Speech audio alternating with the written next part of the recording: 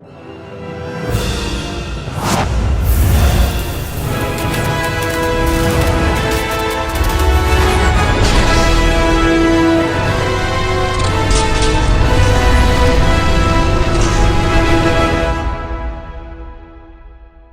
going on, everybody? Welcome back to another video, and in today's video we're going to be talking about Moonfall. So I actually just got home not too long ago, and my entire road, all the streets, local businesses, whatever the case may be, completely and utterly out of power. It was like this whole section that we were living in is like just a dark hole of hell. You know, it just looked so dark everywhere. It was kind of crazy. But yeah, I was pretty bummed because I had just gotten out of an early screening at AMC for Moonfall, which I believe comes out next week up against Jackass Forever. I have my tickets for Jackass Forever, and I was definitely going to probably pick that one to be the one I would review next week. And so I was like, okay, well, maybe I'll check this one out this week since they have this early screening. And yeah, I sat right in the second row, which wasn't as bad as I thought it was going to be. I don't really like to sit that close when I go to see movies, but yeah, we were right there in the second row. And yeah, what I'll say about this movie right out of the gate is that I found it to be an entertaining time. I think that it's a cool movie for what it is, but that's about where I'm gonna leave like the biggest positives. You know, I have some other positives I'll talk about, but that's about the excitement level that I think I can kind of set for this movie. I'll go ahead and start this off by saying that this isn't necessarily a film that I would say I recommend you go see in theaters. Like, I don't think it's a must watch in theaters. You know, if it interests you, if you're a huge Roland Emmerich fan, who is the director of this film, then yeah, maybe you'll enjoy it. But yeah, you know, it's not the greatest film of all time. I don't think it's a must see in theaters. I'll start this off by saying that. And yeah, I think this is a movie that will probably thrive, or at least be just an entertaining, you know, random, boring Saturday or just Sunday afternoon, just kind of hanging out with the family, throwing something on that you guys can kind of talk at the TV and have a good time with. Yeah, I think this is going to thrive on like Netflix and Hulu and the various streaming services, wherever it ends up. And so, like I mentioned before, it's directed by Roland Emmerich, and funny enough, I had no idea that this film was directed by Roland Emmerich, and even watching the film, I didn't even realize it, and I'm realizing now that right as the movie ended and the credits started, I looked over to my mom that was sitting next to me and started talking to her about like the movie, and she was not a fan, and so she made a funny comment, and I didn't realize that it said that it was directed by him.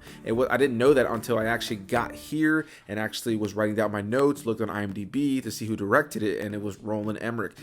So it's funny because going into the movie, I 110% was thinking to myself, this is a 2012 looking Independence Day kind of movie. And here it is, directed by that exact same guy. And I've been a fan of some of his stuff. I've not been a fan of other stuff. But of course, things like 2012, I actually really enjoy. Independence Day, obviously, The Day After Tomorrow, I believe, is the other one that I really enjoy. And yeah, overall, you know, there are various movies in his filmography, though, that I have not been a fan of. You know, most notably, I think, in recent years that I saw being like the Independence Day Resurgence, the sequel that was just really, really bad. But yeah, going into this one, I was, you know, looking forward to just a big, dumb, over-the-top, you know, world-ending film. And in a lot of ways, this film, you know, is satisfying on that level. It's definitely that kind of movie. But ultimately, I didn't really find this to be a film that was all that, you know, compelling narratively. And, you know, though there are entertaining action sequences and things going on, there's really not a lot about the film that's overly unique. It feels very cookie cutter. It feels like a movie you've seen before. That's not to say the movie's trash or even bad. I wouldn't even say that this is a bad movie. I just wouldn't say it's necessarily a really good one. I would just say it's a watchable, just like I said, Saturday night, kind of just hanging out with the family, just throwing something on kind of movie that you may just watch once and have your opinion and move on. You know, I can't see this being one that people are going to want to revisit or just be involved in. The characters in a lot of ways are very hollow. In a lot of ways, the characters are very one note. And there's only really 3 characters in the film that we focus on at all. And those characters are played by Halle, Patrick Wilson, and John Bradley. And for sure, without a doubt, they are the ones that hold the movie on their shoulders. Like, they carry the story, they carry the event of what's happening and any of the emotion that's in the film. But, you know, it's kind of held back by the fact that there are a lot of side characters in this film. And it does the traditional Roland Emmerich thing of just having multiple characters that have, you know, maybe a love interest or some kids, or maybe they have an ex-husband or an ex-wife or whatever the case may be. And, you know, in a lot of ways, I just found this actually to be a complete mashup, genuinely, of Independence Day and 2012. Like, there's so many elements of those two films specifically in his filmography that this movie is pretty much exactly like. And, you know, without a doubt, it just kind of had me thinking to myself that it's just a lesser version of those. As its own movie, it was entertaining at times. You know, I think if you're a fan of big disaster movies, which I am, then you'll enjoy it. But if you don't like big disaster films and you really want one to stand out with a really good narrative, I don't think this is one that's going to necessarily impress. Though there are funny moments, there are cool moments, and there's definitely, you know, some fun visuals.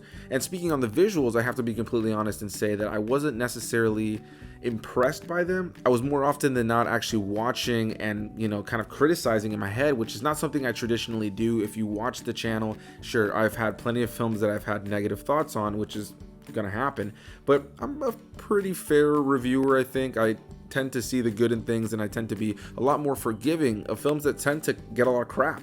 And so for me, it's like, you know, I can, you know, appreciate what they were going for with this film.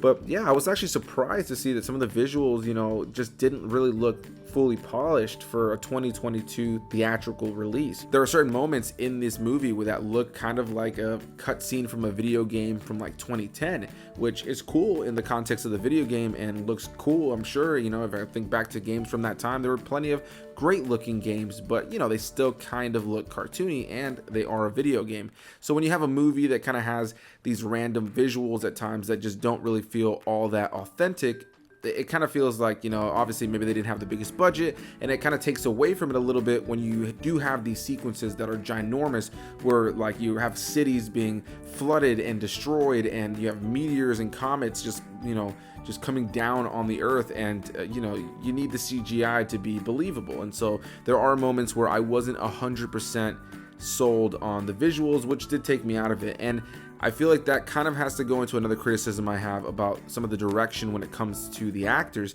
because, you know, like the three I mentioned are good actors, specifically Patrick Wilson and Halle Berry. Like, they have a great filmography, they obviously have a great track record of giving great performances, and it just goes to show that, you know, it's all about who's in the director's chair. And so watching this movie, there was an element at times when I was watching it where it felt like the actors didn't fully know what was in front of them or what they should be reacting to. And a good example of this for me is something like a moment where a character is standing there, or a group of characters are standing there, and then, you know, they hear something coming from the sky, and it's one of those comets, and it will kind of like go and destroy like a mountain range near them or just something nearby, and they'd kind of like look and be like, and then they'd be like, oh shit, well, we gotta go. And I would kind of think to myself, they just never looked all that concerned at times. That's not to say that they always looked like that, but yeah, there were just moments where the acting wasn't necessarily poor, but it just didn't feel like the actors knew what they needed to react to or how serious the threat was going to be in the finished product. So their reactions looked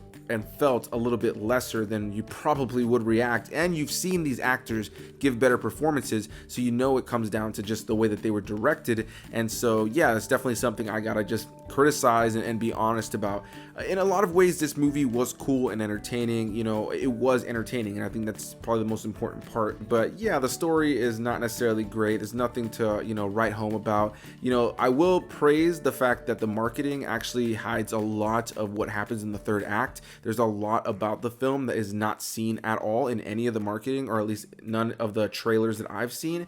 And so yeah, it did have a lot that I didn't expect going into it, but I still felt like the characters were kind of hollow, the story was hollow, the side characters are practically irrelevant in this film, and they kind of feel like they detract from what is actually interesting about the film.